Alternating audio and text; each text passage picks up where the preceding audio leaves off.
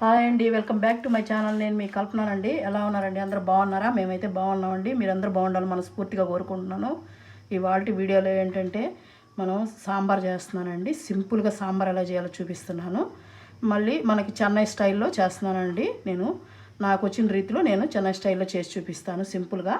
దీనికోసం మన దగ్గర ఏం కూరగాయలు ఉన్నాయో అవి తీసుకోండి. నేనైతే క్యారెట్, ముల్లంగి, వంకాయలు, టమోటా, మునక్కాయ, దొండకాయ, బీనీస్, దోసకాయ తీసుకున్నానండి. ఇవి నా దగ్గర ఉన్నాయి కాబట్టి నేను ఇవి తీసుకున్నాను. మీ దగ్గర ఏ ఉంటే అవి తీసుకోండి, సరేనండి. ఇవన్నీ శుభ్రంగా వాష్ చేసి పెట్టేసుకున్నాను. ఇప్పుడు మనం ఇవన్నీ కట్ చేసేసుకుందాం. నేను మునక్కాయలు స్టోర్ చేసి పెట్టుకుంటాను కదా, అలా స్టోర్ చేసి పెట్టుకున్నానండి. ఇప్పుడు ఈ నమ్మతారా మీరు, 10 days అయినాయండి నేను కట్ చేసేసి డబ్బాలో పెట్టేసి. 10 days తర్వాత ఇప్పుడు చేస్తున్నాను చూడండి.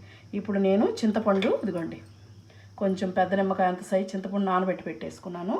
మన పప్పు వచ్చేసి ఇదిగోండి ఒక 100 గ్రాములు కందిపప్పు అయితే నేను ఉడకబెట్టేసుకుని మెదిపేసి పెట్టేసుకున్నానండి. మనకి సింపుల్గా అయిపోవాలి కాబట్టి ఇవన్నీ రెడీ చేసి పెట్టేసుకున్నామంటే టక్కన సాంబార్ రెడీ అయిపోతుందండి. సరేనండి, మీరు వీడియోని ఎక్కడ స్కిప్ చేయకుండా చూడండి. వీడియో కనుక నచ్చినట్లయితే ఒక లైక్ చేసి ఛానల్ సబ్స్క్రైబ్ చేసుకోండి. చూడండి, నేను కూరగాయలన్నీ తరిగేసుకున్నానండి. మనకి చాలామందికి ముల్లంగి ఉడకదంటారు కదండి, తొందరగానే ఉడికిపోతుంది. నేను ఎలా చేస్తాను చూడండి, తొందరగా ఉడికిపోతుంది. ఇవన్నీ కట్ చేసుకున్నాం కదా, ఇంక మనం ప్రాసెస్లోకి వెళ్ళిపోదాం. స్టవ్ అంటించేసి ఒక బాండ్లు అయితే పెట్టేసుకున్నానండి. బాండ్లు పెట్టేసుకొని ఆయిల్ అయితే వేసుకున్నాం. ఒక 2 స్పూన్లు ఆయిల్ అయితే వేస్తున్నానండి నేను. కొద్దిగా ఆయిల్ హీట్ అవ్వడం. ఆయిల్ హీట్ అయిన తర్వాత కొంచెం మెంతులు, కొద్దిగా ఆవాలు, కొంచెం జీలకర్ర 3 వేసుకొని కొద్దిగా చిటపటానిద్దాం. చిటపట అంటున్నాయండి. ఇప్పుడు ఒక 2 ఎండుమిర్చి తుంచి వేసేసుకున్నాం. వేసేసుకొని మనం ఎర్రగడ్డ ఒకటి పెద్దది తీసుకోవాలండి. మనం సాంబార్కి పెద్దగా కట్ చేసుకోవాలి. లావుగా ఇదిగోండి చూడండి, నేను చూపిస్తున్నాను ఇదిగోండి, ఇంత మాత్రం ఉండాలండి. ఇప్పుడు మనం ఎర్రగడ్డ వేగనిద్దాం. మనం ఎర్రగడ్డ లేగుతున్నప్పుడు ఇంగవండి, ఇదిగోండి ఇంగవ మీరు పొడి అయినా వేసుకోండి, సరేనండి. ఇప్పుడు కరివేపాకు కూడా వేసేసి మనం బాగా కొంచెం వేపుకుందాం. పచ్చిమిర్చి, టమోటా వేసేసి, ఇది కూడా టమాటా కూడా మనకి ఆనియన్ వేగే లోపల మెత్తబడిపోతుందండి. మనకి వేగిపోయిందండి ఎర్రగడ్డ టమాటా. ఇప్పుడు మనం కోసి పెట్టుకున్నాం కదా కూరగాయలు, అన్నీ వేసేసుకున్నాం. వేసేసుకొని మన వంకాయలు నల్లగా పోతాయని నేను ఉప్పు నీళ్ళలో పెట్టుకున్నానండి. వంకాయలు కూడా వేసేసుకొని మనం 1 నిమిషం 2 నిమిషాల పాటు మనం కొద్దిగా వేయించుకోవాలండి కూరగాయలని. ఈ నూనెలో మనకు వేగితే బాగుంటుంది సాంబార్ టేస్ట్. దీన్ని ఒక 2 నిమిషాల పాటు వేయించుకున్నామండి. ఒక 2 నిమిషాలు వేగిందండి. ఇప్పుడు మనం ఉప్పు వేసేసుకున్నాం. ఉప్పు వేసేసుకొని పసుపు, కారం అండి. మనం పచ్చిమిర్చి ఒక 4 వేసాం కదా, కారం చూసుకొని వేసుకోండి. నేనైతే 1 స్పూన్ వేస్తున్నానండి. నేను కొద్దిగా కారం తక్కువ తింటాం కాబట్టి తక్కువే వేసుకున్నాను నేను. మీరు వేసుకునే దాన్ని బట్టి మీరు వేసుకోండి. కారం కూడా వేసేసి బాగా ఒకసారి కలిపేయాలండి. మనకి కారంలో ఏమన్నా కొద్దిగా పచ్చి వాసన ఉంటే పోతుందండి. మనకి కారం వేసుకున్న తర్వాత ఇలా వేపుకున్నామంటే పోతుంది. మన ఛానల్లో మంచి స్వీట్స్, హాట్స్, అన్ని కర్రీస్ చాలా ఉన్నాయండి. ఎవరన్నా ఇంట్రెస్ట్ ఉంటే చూడండి. వీడియో కానీ నచ్చితే మన ఛానల్ సబ్స్క్రైబ్ చేసుకోండి, సరేనండి. ఇప్పుడు మనకి ఇది కలిపేసుకున్నాం కదా, ఇప్పుడు మనం దీంట్లో చింతపండు నీళ్ళు పోసేసుకున్నామండి. నేను ఇందాక చెప్పాను కదా మీకు, అది ఉడకదంటారండి చాలామంది ముల్లంగి అని. చింతపండు నీళ్ళు పోస్తే నాకు ఈజీగా ఉడికిపోతుందండి. నేను చెప్పిన ప్రాసెస్లో మీరు చేసేయండి, ఈజీగా ఉడికిపోతుంది. ఇదిగోండి చింతపండు నీళ్ళు వడగట్టేస్తున్నాను నేను. ఇలా పోసేసామనుకోండి ఒక్కటి కూడా రాకుండా మనకి ఇదైపోతుంది. చూసారు కదా. ఇప్పుడు ఈ పక్కన పెట్టేసుకొని ఒకసారి దీన్ని కలుపుకోవాలండి. కలిపేసుకొని ఇప్పుడు మనం దీంట్లో తగినన్ని వాటర్ పోసుకుందాం.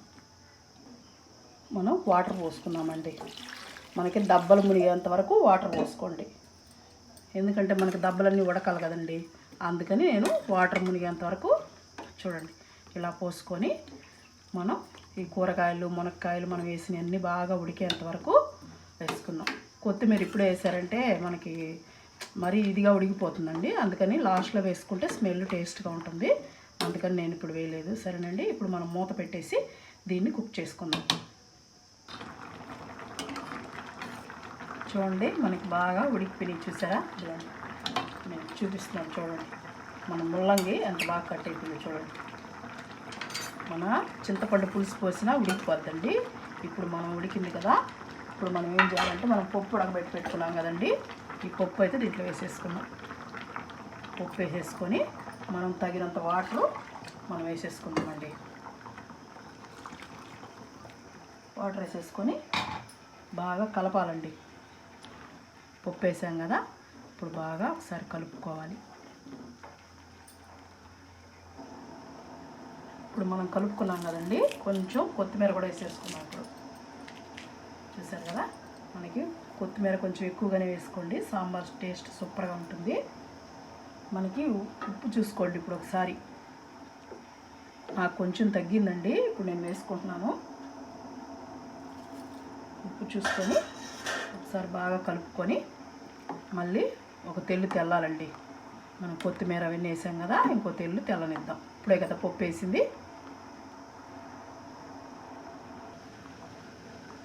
చూడండి, నేను చెన్నై స్టైల్లో అని చెప్పాను కదా. చెన్నై స్టైల్ అంటే తీపే కదండి. మనకి బెల్లం వేసుకున్నారంటే ఈ చిన్న 2 ముక్కలు వేసేసుకున్నాం. బెల్లం వేసుకున్నాం అనుకోండి, చెన్నైలో ఎలా ఉంటుందో తీగా సాంబారు చాలా బాగుంటుందండి. ఈ టైంలో మనం వేసేసుకొని బాగా ఒకసారి కలిపేసుకొని ఒక 2-3 నిమిషాలు ఉడకనిస్తే మనకి బెల్లం ఉడికిపోతుంది. సాంబార్ కూడా రెడీ అయిపోతుందండి. చూపిస్తాను. ఫైనల్గా సాంబార్ పొడి వేసుకున్నామండి. ఇది నేను అంగట్లోదే ఆర్చి సాంబార్ మసాలా తీసుకున్నానండి. నా దగ్గర చేసింది అయిపోయింది, అందుకని నేను ఒక ప్యాకెట్ అయితే తెప్పించుకున్నాను.